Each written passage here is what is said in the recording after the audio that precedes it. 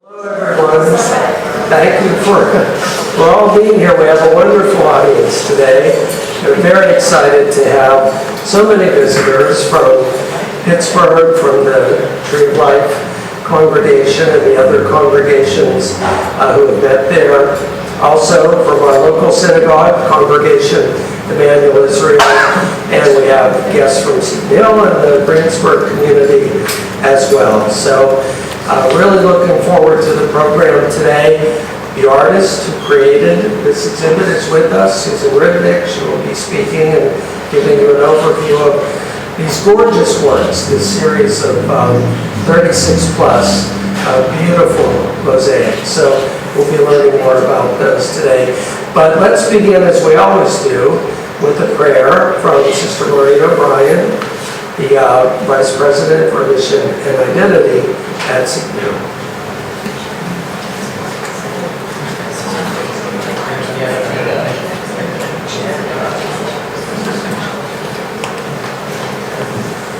Good afternoon. And let us pray. Good and gracious God, you are the author and sustainer of our lives. You know the anguish of the sorrowful. You are attentive to the prayers of the brokenhearted. We come today to remember and to honor those who have died from violent and senseless acts of hatred and terrorism. We remember in a special way those whose lives were snuffed out at the Tree of Life Synagogue on October 27, 2018. We will never forget them. Nor will we forget the hundreds who perished on September 11, 2001. Both are etched in our memories and in our daily prayer. Hear us as we cry out to you in need. Strengthen us in your lasting goodness. Heal our world of hatred. Fill our hearts with forgiveness. Be near to all those who have been touched by violence, those who have been hurt, lost their loved ones, lost their sense of security. Be for all of us a steady comfort and a safe resting place. Bless this exhibit, which teaches us that beauty can rise from the ashes of hatred and violence, from discrimination and despair, from tears of mourning to tears of joy. Soften the hearts and steady the minds of those who would do violence to others. May hate be replaced with love, violence with peace, and darkness with light. And may the memory of these brave souls be a blessing to each one of us, and give us the wisdom and courage to be messengers of peace and hope to a troubled world. Finally, we pray for the courageous and gentle soul of Queen Elizabeth II, who reminded us that grief is the price we pay for love. Amen.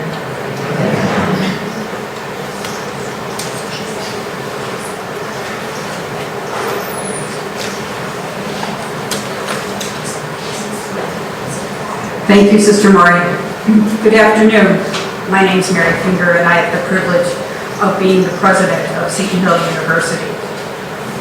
4 years ago next month, on October 27, 2018, hate struck at the heart of Pittsburgh's Jewish community when a gunman entered the Tree of Life Synagogue, killing 11 people and wounding 6, and forever changing the lives of the victims, their families, and the members of 3 congregations impacted: Tree of Life, Dor Hadash, and New Light, several of whom are here with us today. But what happened in the hours, days, months, and years since this massacre cannot be overlooked. Indeed, much like the unity that occurred after the terrorist attack of September 11th, 2001, which we also commemorate today, the world came together in solidarity for their victims, their families, the Jewish community, and the city of Pittsburgh. In Austin, Texas, artist Susan Ribnick watched the news of the Tree of Life shooting in horror. She knew she had to do something to respond, to make sense of the hate, to send a message that mass shootings have no place in our society. And so she began the project that you see here today, From Darkness to Light, an exhibition of mosaics inspired by the Tree of Life tragedy, crafted by art artists around the country. All of us here at Seton Hill are honored to bring this important exhibit to the greater Pittsburgh community. Thank you for being with us this afternoon. Your presence is powerful and brings forth the light we all seek. It's now my pleasure to introduce Dr. James Paharic, Director of the National Catholic Center of Holocaust Education at Seton Hill, and invite him to make some remarks.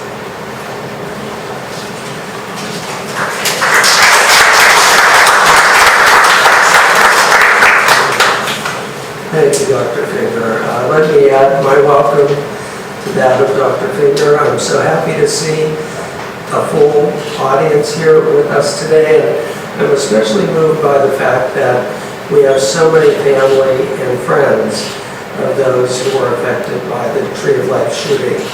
It's really an honor to have you with us, and we are very honored to be able to host this beautiful exhibition.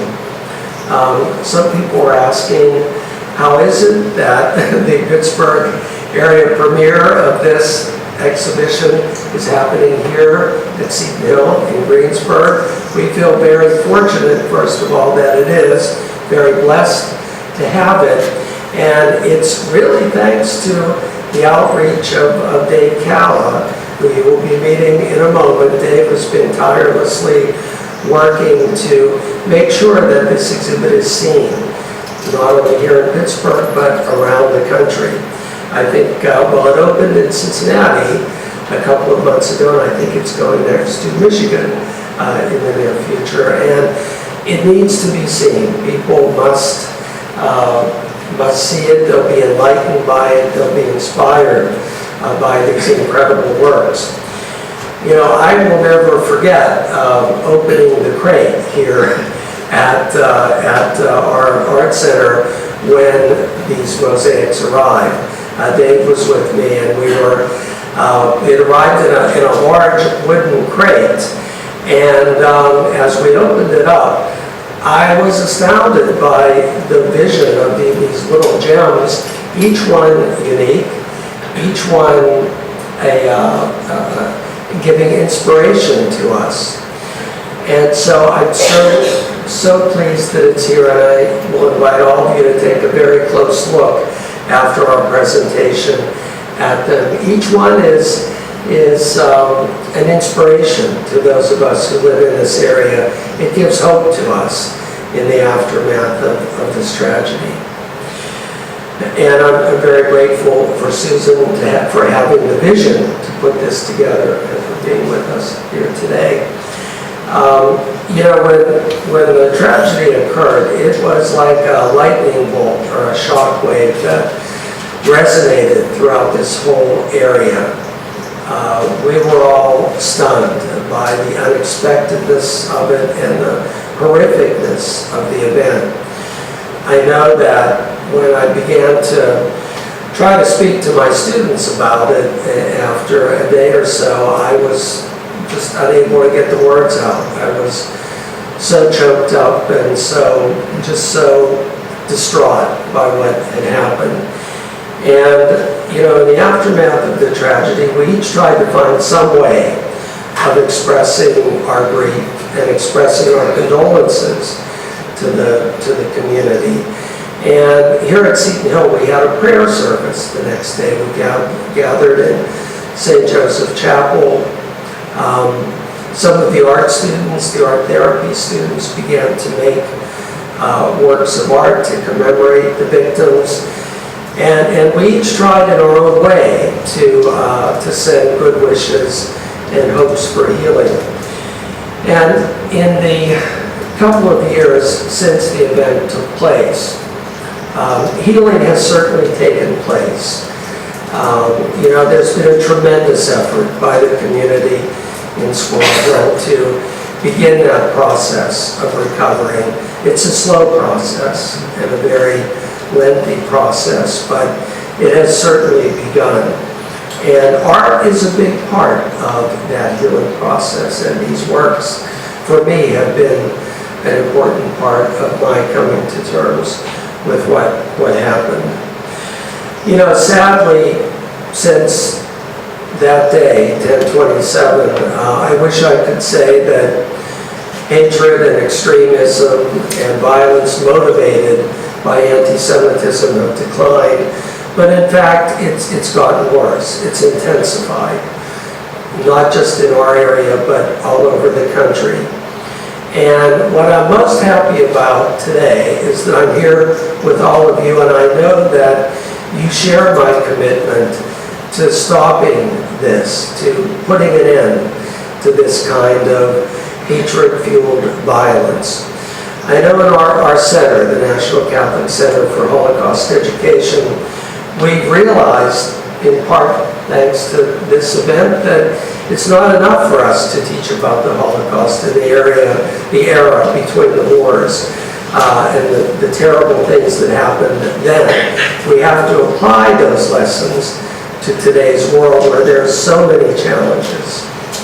And so the best thing we can do is gather together, those of us who are like-minded, who understand what the issues are, and support one another to build a stronger community, and together to prove that indeed love is stronger than hate. As we all believe, we know to be true, and we're committed to making that happen.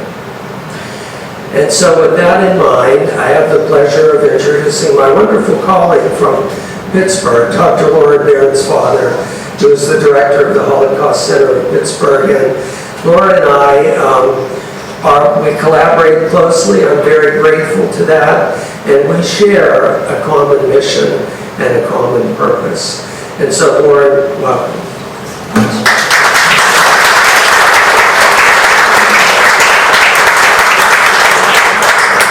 Well, hello everyone. Thank you so much, Jim and President Finger, and Sister Maureen O'Brien.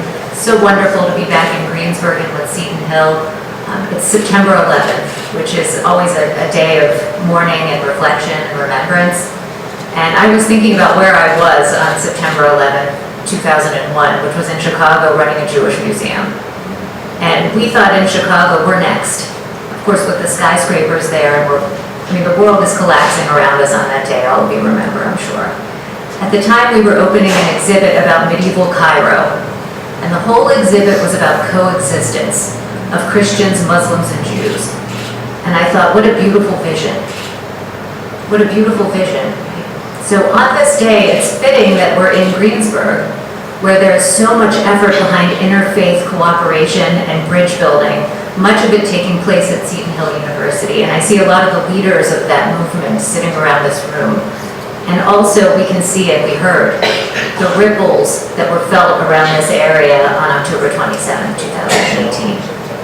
And now we have this exhibit here, which is people from around the world reflecting on that day. It shows that those ripples, yes, they crossed Western Pennsylvania, but they also crossed oceans. So it's a convergence of all of these things happening on this day. And I'm so moved to be here and grateful to be invited to speak, and can't wait to hear from the wonderful artist who made this happen. And it is my privilege and pleasure to introduce the person who made this happen in Pittsburgh. You've already heard about him. Can you get out? You're sitting in the middle of the row. Dave Pala. Dave Pala has done so much.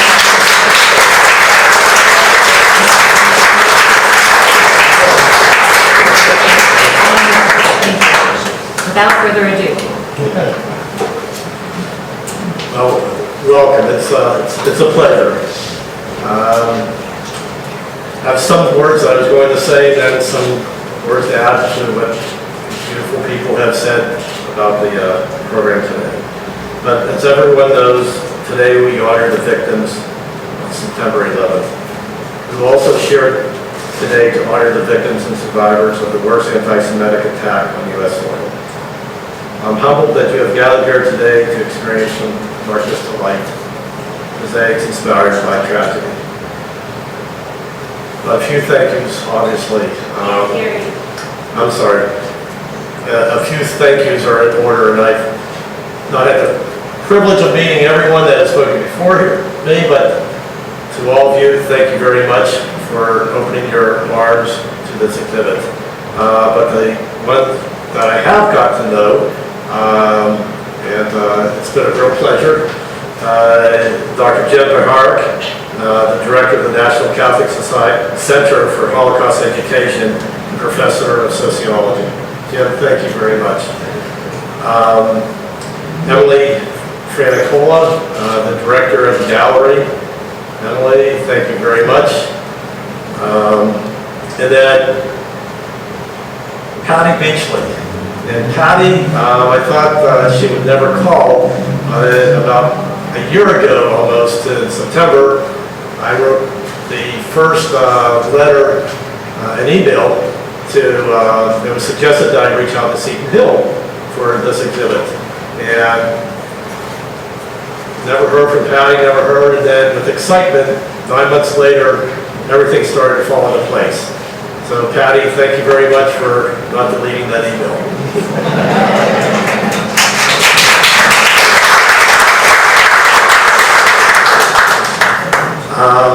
Another big thank you is obviously to Susan. You know, time flies, but it doesn't seem to do for 3+ years now. She's just a wonderful person with a big heart. And as someone said earlier, when I first met Susan, she said, I just had to do something. So thank you. A lot of things I won't repeat because everyone so eloquently stated it earlier. But I will say just a few pieces because I obviously have seen these. There's one piece in particular. This is from a Pittsburgh artist. And if you can't see from here, and I encourage you, when you look at the pieces, read the words that inspired the artist to participate in here. It's their words that they turned into art. But this piece right here is from an artist in Pittsburgh. He goes by Steve O. And oddly enough, he's 2 blocks from our house. He has a center there. You see there's 4 different patterns. Something so complex but yet so simple. 4 different patterns in each corner. They all converge and meet in the middle. Can't be any simpler than that. But all the other ones they have their own voices. So please take your time and view them. Something I learned this morning, I think we all kind of know this. Eating breakfast from our friend Linda Hurwitz, who's also the past director of the Holocaust Center in Pittsburgh. We're talking how important it's so, this is, at least listening to everyone right now, that are before me, why being on a college campus is a center of education is so important. Linda told a story about a young man who painted, it was a fraternity initiation at Pitt, painted a swastika on the side of the building. And I am a graduate of Pitt, but obviously this kid was not that smart because there were cameras all over the place. So I don't know how we got into Pitt back then. But that said though, they did, and he really didn't have the understanding of what the swastika meant. There was no education. Education is so important to get out into the classrooms, into your community. If there's other educators here, just encourage you or the programs to talk about it. And then you realize we're all not that much different from each other. So I won't speak any too much longer, but to close, I'd like to say today we are faced with rising anti-Semitism in the United States and around the globe. And the purpose of this beautiful exhibit is not just to commemorate the victims of 1027, but to promote discussion and education on anti-Semitism. Art like these mosaics has a way of moving audiences. I hope you will see these pieces and read the artist's words. You will feel inspired to talk to your neighbors, to take action, and to help end anti-Semitism. With that, Susan Ribnick.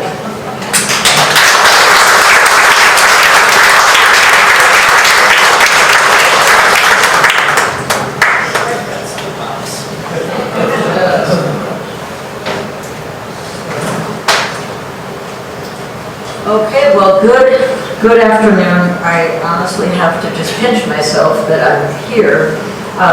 My name is Susan Ribnick. I'm originally from Minneapolis. I'm a mosaic artist who was background in graphic design. So there's a lot of history to what you're seeing on the wall right now. And this was on my living room wall before I came here. It's just a thrill to see it, to see it here. And I was traveling. So I have to back up just a little bit. First and foremost, I love Venetian glass mosaic, otherwise known as small town. I'm a mosaic artist. I lived in Mexico for 7 years, and I really have to go back this far to like 1990 something, in which I had been working with a master muralist who I was married to, incidentally, and one of the greatest honors that a muralist could have would be to have his or her work done, rendered in a permanent medium like Venetian glass mosaic. You see them all over the world. You see it in Venice, in Mexico. Anyway, he had been commissioned, his name was Roberto Verdecio, he had been commissioned to do an enormous exterior mural in South America, La Paz, Bolivia. Anyway, to make a long story short, they got well into this huge 1,500 square meters, actually, it was huge. Anyway, there was a military coup and a devaluation of the peso, and the whole project got shelved. However, he was able to keep all of this beautiful mosaic, Venetian glass mosaic, for some future use. Okay, so this became his. Upon his untimely death in 1993, guess who is the recipient and the custodian of almost 6 tons of beautiful glass? Now, it was a mess. It wasn't fun, it wasn't pretty. It was sort of like a life sentence at the time. It's like, what are you gonna do with this stuff? It's like, the dilemma's like, well, you're too pretty to leave and you're too much of a mess to take, so what are we gonna do with you? So, I took it. I had it packaged up, I had it bagged and tagged and weighed and had an army of people cleaning this stuff up. And so I figured, okay, you just can't stay in Mexico. So I had it put on pallets and shipped up to Austin, Texas. Okay, so it's in Austin, Texas. And what I said to myself was, this material, which is 70 some years old, it's gonna have to go to some good use. I'm gonna have to do something meaningful and beautiful with this. So I had to bring a little bit of it, and you can pass it around, just so that you have something fun to really connect with the medium that I love so much. So you can pass it around.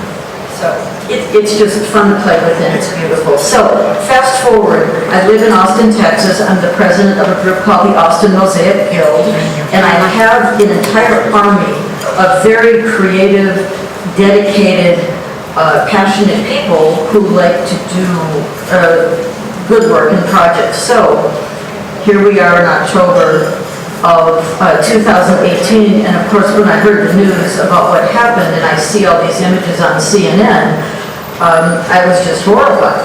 You know, you don't have to be Jewish, you just have to be human. And I said, my God, I mean, I really just walked around in a state like what do you do with all of this feeling? You're just outraged. I mean, I'm Jewish, I could be in a synagogue, this could be anywhere. I was in a synagogue in Minneapolis a couple of weeks before. This could be you, it could be me, it could be anyone. Well, this is what happened. So I called a board meeting of the Austin Mosaic Guild, and I said, you guys, I think we should just do some kind of project. A memorial, whatever you call it, we need to do something. Let's do something. Because doing nothing doesn't accomplish anything. So we started off with a small group of maybe 10 of us, and I said, okay, let's do maybe 8 inch by 8 inch, and let's have a jewel tone theme, and let's start to think about what this will look like. And so we started with a group of maybe 10. And then a couple other people found out, and then it was 12.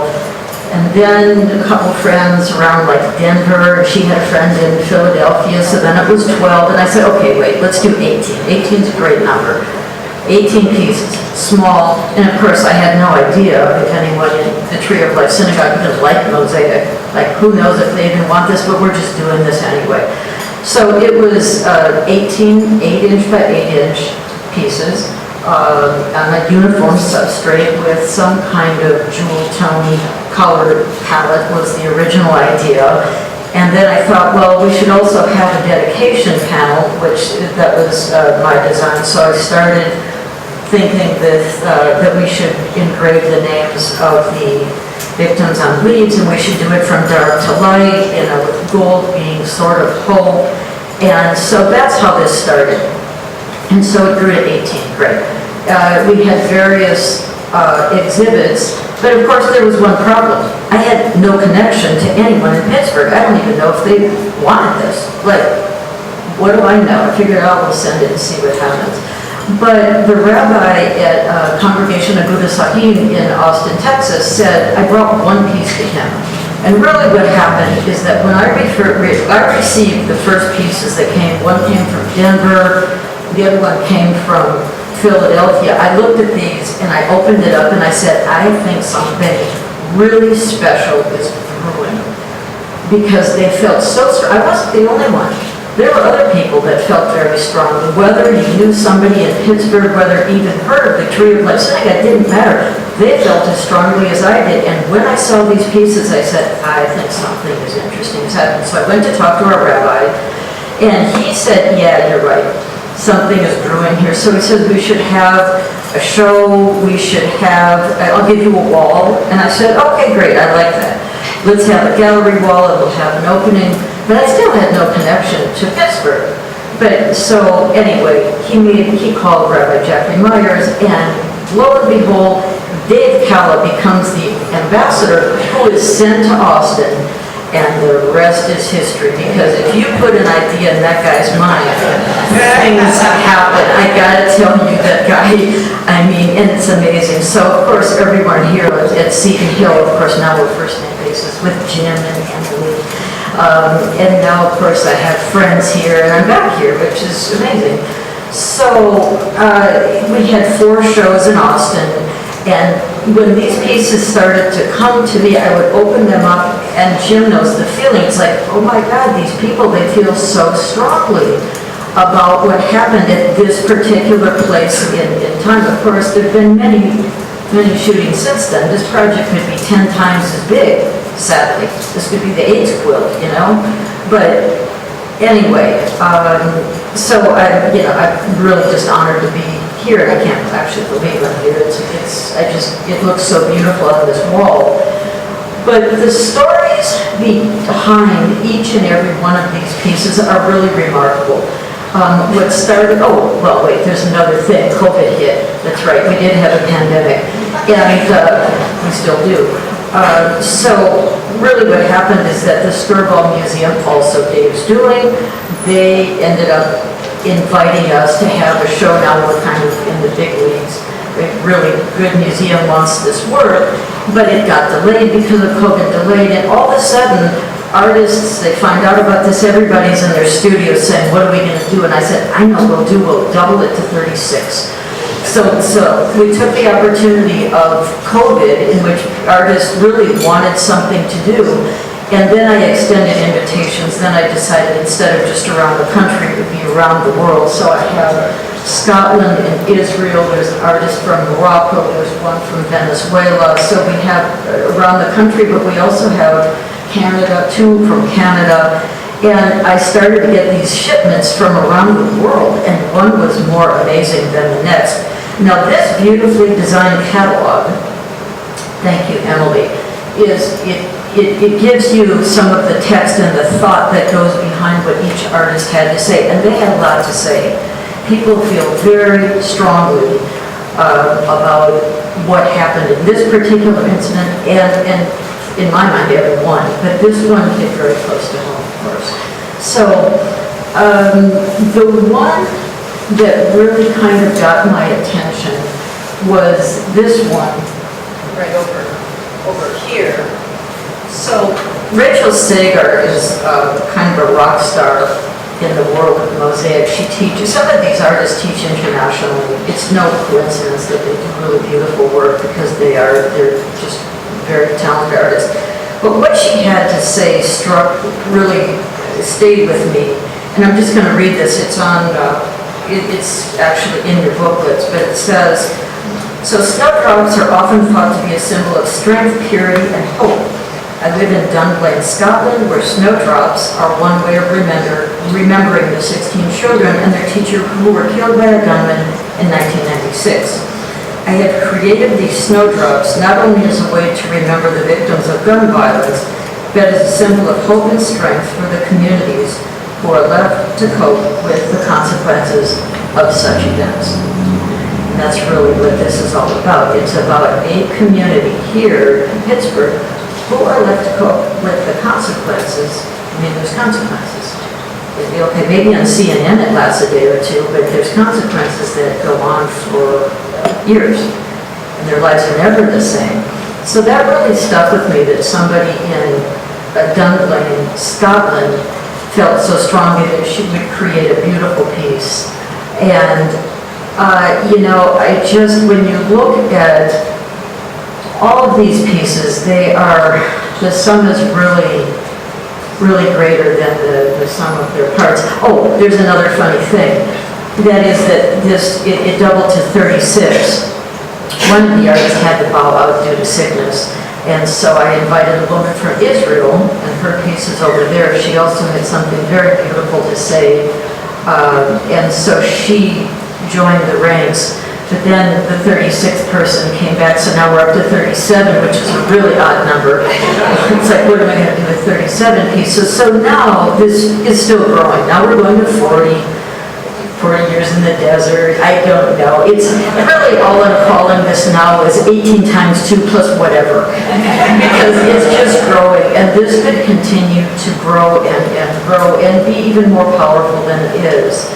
And I just don't, like I say, the one that Dave pointed out by Steve O'Savar, the very geometric one, I didn't know him, he didn't know me. He just said, I have a studio in Squirrel Hill and I would like to do something. So people would contact me through Facebook and say, can I do this? And I said, well, we don't really have a vacancy, but I couldn't say no. So I said yes. And so I just kept whoever really wanted to be involved and, did nice work, they did. And so we're going up to 40 right now. We have, I think, 38. There'll be more. And it looks like this exhibit is going to just continue to travel because it could be in a basement doing nothing. But instead, it's in the light of day, hopefully doing something.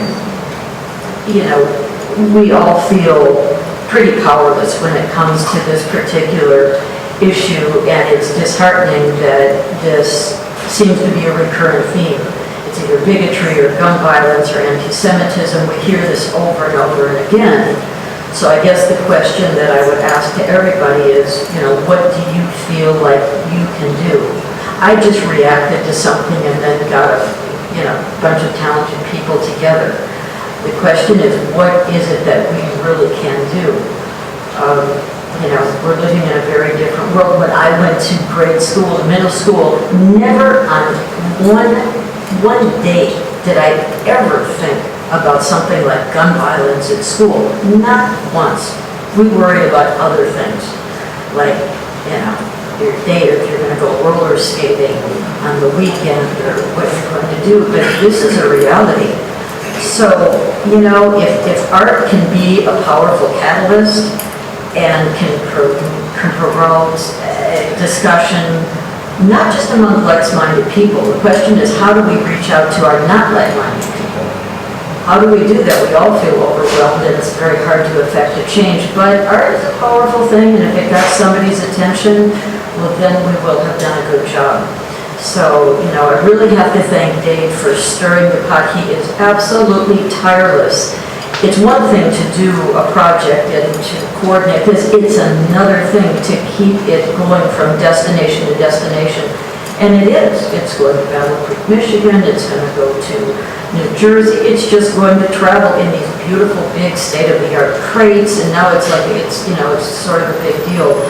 But, you know, in the back of my mind, I say, what else can we do to, you know, keep stirring the pot and making noise and showing our disapproval, which is putting it very lightly, for the kind of things that we hear on the news every day.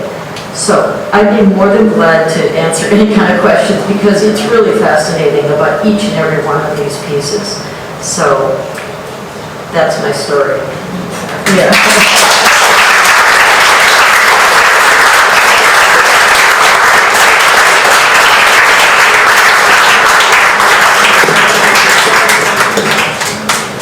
Well, Susan, thank you so much. I would say, what do you think? She's an honorary Pittsburgher.